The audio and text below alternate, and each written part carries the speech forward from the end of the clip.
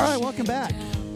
It is the Vegas Take, Sharp and Shapiro. I'm liking this 90s alternative rock theme. I was always a big Smashing Pumpkins fan growing up. What's that guy's name? Billy Corkum. Isn't that his name? Billy Corkum. He's got a nice dome just like me. He's been shaving his head, I think, since he was in his mid-20s. Anyway, welcome back to the program. It is Sharp and Shapiro. Also broadcasting live on our YouTube page, The Vegas Take. So check that out. A lot to get to the remainder of the show coming up here in hour number 3.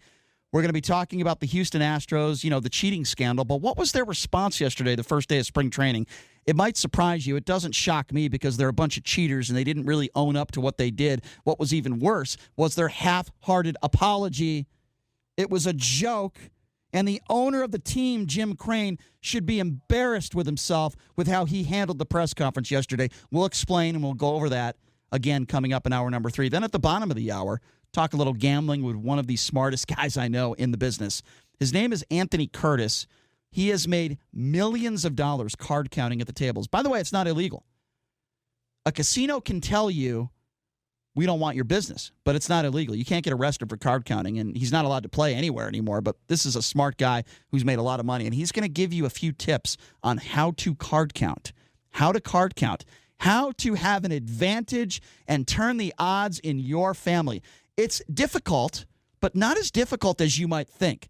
So Anthony Curtis will be joining us, also a best-selling author as well. So he'll be joining us coming up in hour number 3. But I do want to talk about a racial issue that took place on a college campus at the University of Virginia.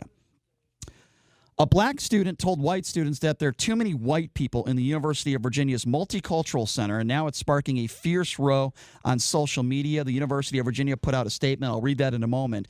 But again, this is a woman, and we have the audio to prove it, talking about too many white students in their MultiCultural Center. Have a listen to this. Public service announcement. Excuse me. If y'all didn't know, this is the MSC, and frankly, there's just too many white people in here, and this is a space for people of color. So just be really cognizant of the space that you're taking up, because it does make some of us POCs uncomfortable when we see too many white people in here. It's only been open for 4 days, and frankly, there's the whole university for a lot of y'all to be at, and there's very few spaces for us. So keep that in mind. Thank you. Okay, so anyone's clapping for that, you're a racist. This woman is clearly a racist. That, to me, that's hate speech. Can you imagine if there was a multicultural, or I don't know, just a library. Let's just talk about the library. And somebody white stood up and said, excuse me, there's too many black people in the library. There's plenty of other places you could go to. This chick is an idiot. She is a moron, and now it's sparking a lot of outrage. Rightfully so, by the way. And the worst part of it was her saying that there's only so many spaces that we can be. So this isn't right. This is an unidentified student berating white peers. Make no mistake about it. That's exactly what she's doing. The UVA said these centers are open to all members of this university community. But on their website, the university does acknowledge that the space aims to promote inclusion and engagement for historically underrepresented students. Many predominantly white colleges and universities across the United States have spaces designated as safe spaces for minority students. While these spaces are open to all, they do offer some unique space to exist in. Isn't it interesting that those that are talking about oppression, those that are talking about racism, some of them are racist themselves? And, you know, I've taken a lot of flack, certainly by people on the left, for going after Colin Kaepernick, because I don't consider Colin Kaepernick to be genuine, and I'm done thinking that he might be. I'm done. Now the guy's writing a book. He's making profits off of that. He made profits off of Nike. This is a man who talks about, you know, oppression. He's never gone to Washington. He's never spoken to a politician about the issues between law enforcement and minorities. Look, we all know racism exists. Colin Kaepernick is definitely an opportunist. We all know racism exists. And if you don't think racism exists, then you're also a moron. It definitely exists out there, and there are issues between law enforcement and minorities. There's no question about that. I agree. But when you decide to profit off of what you've said and you decide to make a lot of money off of what you said, then you're hurting your cause, in my personal opinion. And then there are guys out there like Jesse Jackson and Al Sharpton who are race baiters. If an African-American police officer kills a white guy, you won't hear from Al Sharpton or Jesse Jackson. You won't hear from them at all. They have nothing to say. But immediately, if a white officer kills an African-American, like what went down in Ferguson, immediately the response is, oh, it has to be race. The officer must have shot this innocent African-American for no reason. And that's what was one of my biggest criticisms of Barack Obama. And what Al Sharpton and Jesse Jackson do is they take a tragedy typically involving the African-American people in the United States of America, and they leverage that to enrich themselves and their public profile. And they've done that for years and years, and that is the definition of race baiting, in my opinion. I want to know who this female student is because, in my personal opinion, she should be kicked out of school. Kick her out of there. If you are in any type of organization and you're in a public setting, how does that represent the school itself? How does that look for the school? This made national news, and rightfully so, it should have. I don't care if you're white, black, red, yellow. I don't care what the color of your skin is. I don't care where you're from. The bottom line is, when you make a statement like that, you need to be called out for it. They're not releasing the name of this student. I'd love to know who she is. I'd love to know a little bit about her background. And I say, what if? And here's what I mean by that. Again, what if it was an organization, maybe it was a Christian Catholic organization, I don't know. A lot of people that are evangelicals on the right, not many of them are African Americans. What if it was one of those organizations, but it was open to all? And what if somebody white got up there on a bench and stood up and said, ladies and gentlemen, if you're an African American, can you please go somewhere else? That person would be ostracized. That person would be kicked out of school. That person would probably get the crap beat out of them. So what's going to happen to this lady who thinks that white people shouldn't be in her multicultural center? Does she not understand what racism is? She should. Sadly, many African Americans face racism on a daily basis, and I hate that. I hate that I have to say that. I hate that there are people out there that are racist. I wish we lived in a perfect society. Guess what? We don't, and there's a lot of improvements that we need to make as a society. But that woman now has zero credibility because what she just did was the definition, the exact definition of racism. It's exactly what it is. And you can't defend it. You cannot defend it. Now, again, many predominantly white colleges and universities across the United States, they do have spaces, and they're designated safe spaces for minority students.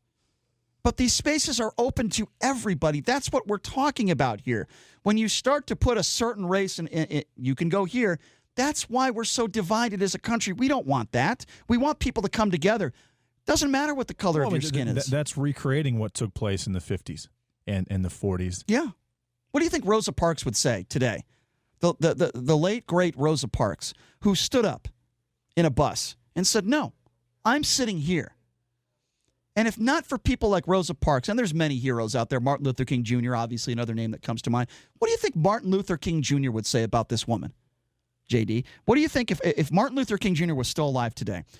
What would he say about this woman who said, white people, you can move on, go somewhere else. You can go anywhere else on campus. Not here. This is the MultiCultural Center. What do you think Martin Luther King Jr.'s response or Rosa Parks' response would have been to this woman? What this woman did is totally counterproductive to exactly what they were trying to accomplish. Mm-hmm.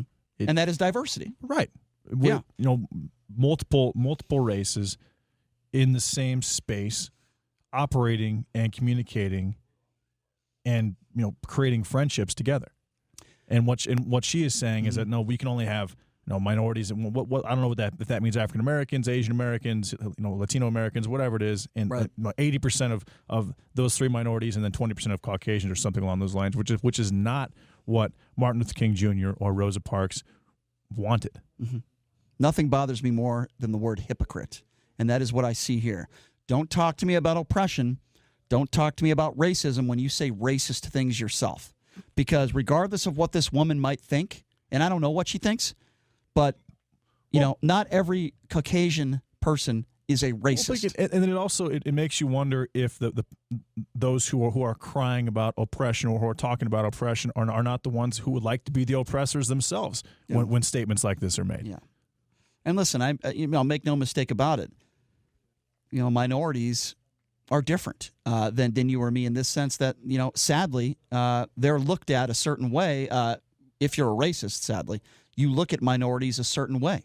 If they're not like you, you make assumptions about them based on their skin color. I hate that.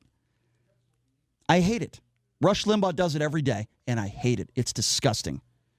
And I'm not saying that just Republicans are, some Republicans are racist. Listen, there are people on both sides that can be racist. There are bad people in society, regardless of what their political affiliation is.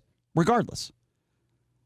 But for God's sakes, man, you're talking about diversity. You're talking about your multicultural center on a college campus, and you're saying white people go somewhere else? Excuse me, there are way too many white people here. That's what she said. Please go somewhere else. I mean, does she realize how stupid she is? Really? How dumb is this chick? The thing is that she doesn't. She doesn't realize what do you think, how ridiculous she is. How the hell did she get into school? How disgusting that statement is. I don't think she realizes how dumb she is. And by the way, there's some people clapping. There was one person clapping that I heard. It amazes me how dumb people right? are. I mean, it's not like there were 15 or 20 people that clapped, which would be a totally different conversation. There was just one person. How dumb could have been her very close friend. You don't know. How dumb are people? Seriously, how stupid are people? And this is someone that should not be allowed to vote. If you want to tell a race to get the hell out of here, I mean, people are just so dumb into society. We talked about the priest last segment. Who do you think that this woman's inspirations are, Brian? I don't know. I'd just be hypothetical. I have no idea. I don't know. Farrakhan? I don't know. Because I don't know. When you make an overt statement Probably, like that, you're trying to garner attention. I'm going to go out on a limb. You want to bring attention to yourself, obviously. I'm going to go out on a limb and say probably not Donald Trump. She's probably not a Donald Trump supporter, although they do have something in common. They both promote hate speech. They do have that in common. They might be on opposite ends of the spectrum with that hate speech, but they certainly both promote hate speech and they divide. There's no doubt about that. If I saw somebody on campus say something like that, I don't even know how I would react or how I would say. I would just call that person disgusting. Now, if she had about 20 people behind them, I would be afraid for my safety. But I would say, why would you say something like that? What is your problem with white people? Yes, I hear you. There is a small group of people that are white that are racist. There's no question about it. Racism exists. I hate those people. I hate anybody. And I don't use hate very often. Racism is a product of ignorance and extremism. Well, that's what she practiced. Working simultaneously. That's exactly what she practiced there. And listen, it's one statement. Maybe she's a decent person. Maybe she got a little carried away. At the very least, she should apologize. We all make mistakes in life, although I can't recall ever in my life where I was at any event and I told a group of people couldn't be there. I think maybe in high school when I was hanging out with my guy friends and maybe a couple girls came over to invade, I said, no, this is just a guy thing. But that had nothing to do with race. I might have done something like that. I was a fan of the Little Rascals movie. Yeah. The He-Man woman haters. Honestly, if there was no people around her, or nobody that you were afraid of anyway, and you saw a chick get up there on a stage and said, "White people, get out of here," or whatever, I'm paraphrasing, whatever she said, how would you react? Because I don't know how I would react to that. How would you react? It pisses me off. I don't know what the purpose of the MultiCultural Center is, Brian. Diversity. Exactly. Diversity. Yeah. So I would say, okay, well, based on the purpose of this particular establishment, that's why myself and Sam with 3 or 4 friends, that's why we're here. It's so people of all different colors, all different nationalities can come together. And what she is trying to say is that this is for all different colors and nationalities to come together, except those of Caucasian descent, which is the absolute definition of racism. And I would probably say something along those lines. Well, here's what I think should happen, and then we got to go to break.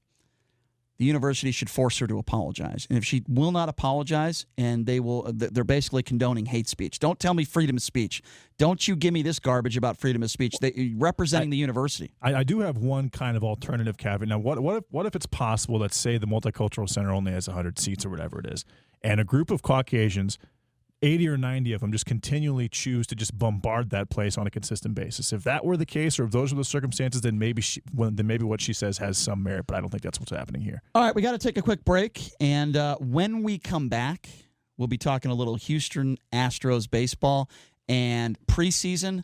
I guess you could call it spring training. Their lackluster apology on the cheating scandal. That coming up next.